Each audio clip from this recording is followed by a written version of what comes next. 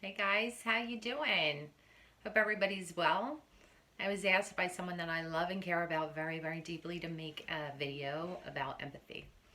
Okay, so because of my background with energy medicine, I thought that I could best serve by teaching you some energy tools to help with your empathy. Not everyone is an empath, so not everyone is going to resonate with this type of work, but I do find that the tools involved would help anyone under any situation. Um, Empaths are people that can feel what other people are feeling. You know who you are if you're an empath, and for so many years before we could put a description on it, you just kind of thought you were crazy or all over the place or just, happy, sad, just a lot to handle being an empath, and not to mention what the other people have to deal with that are, in relationship with you and things like that. So we've come a very long way in learning a lot about our human experience, our divine nature. Three parts of us: our body, mind, and our soul. And it's time, and people are waking up that the soul and the spirit needs some attention and some love on top of it. We have a spiritual body that needs to be taken care of, that needs ownership, that needs you to step into your power so that you can be a bigger force for good on this earth and on this planet. So let's do this. So I just want to start with, and I want to ask you, who's in control of your life? Are you in control? Are you in control of how you feel, of your moods, of your situation? There's a lot of things that we cannot control, but as that old saying goes, a sinking ship, or a ship, I'm sorry, a ship can't go down unless you let the water inside the ship. And we've all heard those things. They're beautiful little sayings, basically meaning, don't let it get inside of you and you won't go down. A lot of people don't know how to actually make that happen, you know what I mean? Like, it sounds good to our ears, it sounds good to our minds, but what does that actually mean, right? Like, how do you do that? But you know, if you're walking around and you're blaming other people, if you're blaming circumstances, if you're blaming, a virus or politics or your partner or your job for your unhappiness, let me tell you, front and center, straight out, you've given your power away. You've given your power away. You have now victimized yourself. You are now a victim, and you do not stand in your power. Okay, but there's more to empathy than that. You're around a sad person and then you're sad for the rest of the day and you feel like you can't control it because you're just such a loving person, and that's another line of bullshit that we've sold ourselves, because we didn't know any better. So I'm here to hopefully give you a tool that will help. And like I said, there's lots of different ways to go about dealing with empathy, and for the sake of this video today, though, we're going to use it in the form of energy medicine. I was taught this. I have been trained under several different modalities, several different amazing teachers. This particular method by far has probably had the most impact in my life. It usually gets a wonderful feedback from people that I teach it to as well. So I am giving this to you with hopes that you find your joy, your power, and your authority, and that you give yourself permission to have ownership over your life and your power. So with that being said, okay, I just want everyone, there's a couple just different words that I want to put into you right now. I'm going to go talk about your aura. So if you don't know what that is, I think most people are aware that you do have an aura. It's your energetic bubble in which you sit in. It carries a lot of information, especially as you're out in the world. This is where empaths tend to get intoxicated with other people's, moods, belief systems, attitudes, sadness, etc. The list goes on and on. So when I talk about your aura, just know that I am talking about the bubble of energy in your body, around your body, I should say. It's usually arm's length all around you, above and below. It can expand, it can be bigger, it can also be smaller. But for the sake of today, we're just going to talk about your aura at arm's length, okay? I don't want this to be difficult. This is actually very easy, okay? So you're just going to start first and foremost always, and if you've watched my other videos, the most important part of your day, most important part of doing any kind of practice, meditation, prayer, anything, is that you need to be grounded. Grounded into the earth, grounded into your body, meaning that you're not wondering what's for dinner, you're not wondering how you're going to get your work done or what the kids are doing. You are just going to be right here, right now. This is your point of power. So give yourself permission to be right here, right now, 100% grounded into your body, grounded into the center of the earth. Okay. So for the sake of this, I would ask that you would close your eyes. I want you to take a nice deep breath.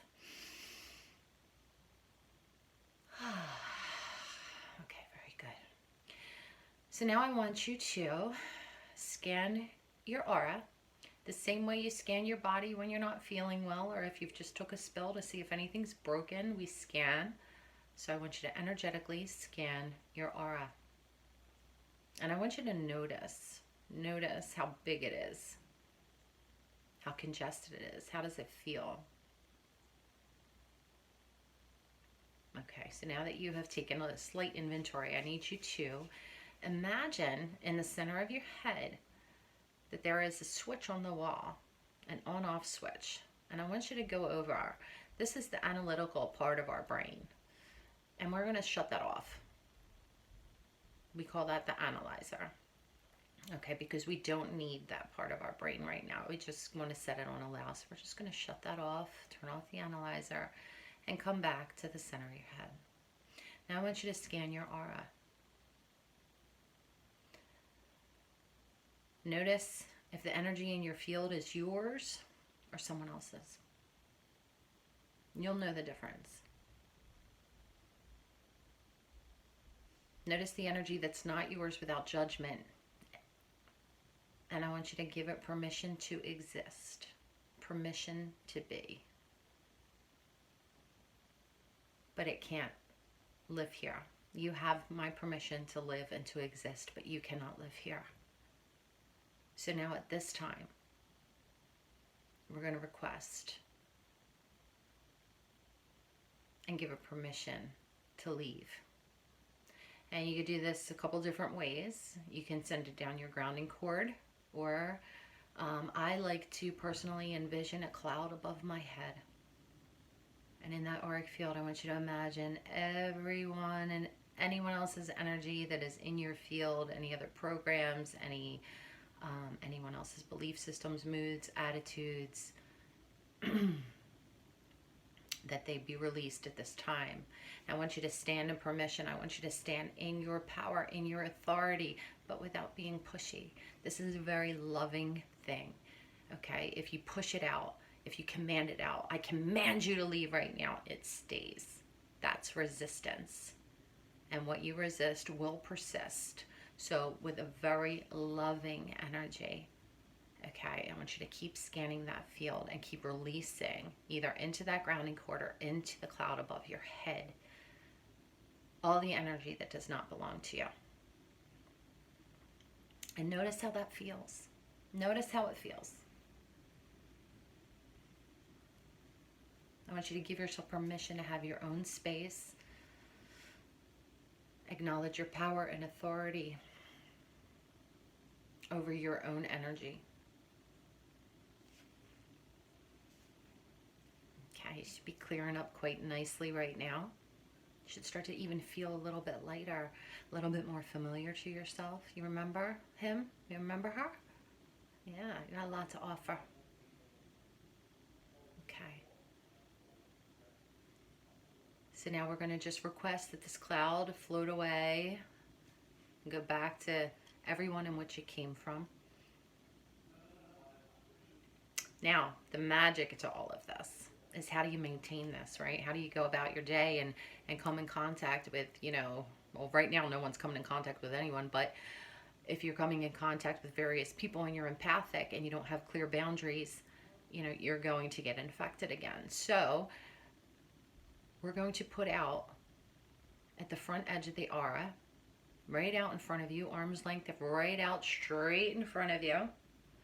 Okay, I just want you to imagine placing a rose, vibrating, and setting the dial to permission. You have permission in your seniority over your life to have 100% of the energy behind that rose. 100% of that energy is mine. And at the same time, you give everyone around you 100% permission to have their energy, their thoughts, their feelings, but not inside of you.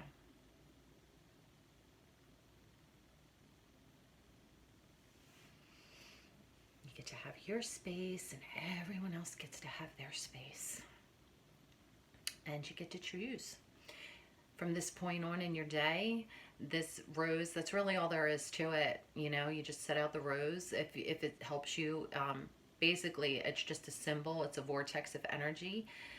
It vibrates at permission and seniority, meaning that no one can come into your field and infect it unless you choose to. So, for example, if someone comes in that's just wonderful and delicious and everything about them feels yummy nummy and just good and they're funny, you know, the permission rose can allow those things in if you want it to match that person. But you obviously don't want to match the person that's angry or resentful or just whatever it is that's going on in theirs. It's none of our business. It's their business, but let them keep their energy. It is their business. So, you know, it just can't infect you. The magical thing about this, oh my God, it's great, it's crazy, is that people that aren't in a good place really won't come anywhere near you. I was coming off of a subway and a couple years ago, and it was New Year's Day, and this lady came up to me and started talking to me. She was very drunk. She was actually pretty freaking funny at first, but then she started to get on my nerves a little bit because she just wasn't leaving. And so I just, you know, unconsciously just kept talking to her, and I placed out a permission rose. And within probably 20 seconds, she was mid-sentence and just stopped talking and went, you know what, I'm going to go. Happy New Year. And walked away. I was like, you know, I have story after story very much like that. Because, and basically what that was that her energy didn't match mine anymore. And she just, you know, she just walked away. My sister was walking a dog one day, and you know, someone was walking towards her that seemed a little shady, and she put out the permission rose, and as the gentleman got closer to her, you know, he just kind of looked at her and went, never mind, and actually crossed the street to get away from her. Another experience was a friend of mine, having a very difficult boss at work. Taught her this. She thought I was crazy, and then it just sounded ridiculous, but I said, just try it. Don't take my word for it. Just try it. And she did, and that very same day, less than an hour of setting the permission rose, he had a conference with her and apologized and for treating her poorly for so many years. It's just great things like that get to happen. On top of it, if you're an empath, so I want to talk to you about some of the benefits of actually doing this. Like, you know, what do I get out of this if I do this? So you will learn that instead of reacting, you will act more consciously. You'll be kinder. You respond from a place of intelligence and integrity and inspiration. You won't respond out of, you know, negativity and fear and anxiety or someone else's energy. You can go from being rigid to very flexible. You come into your personal power because it's familiar to you, and in that space, you know, that's where you can really grow. That's where miracles can really happen. You know, it's got to come from your space, you know, in the soil in which you live in. We go from being guarded, very guarded people, especially if you're empathic and you're exhausted.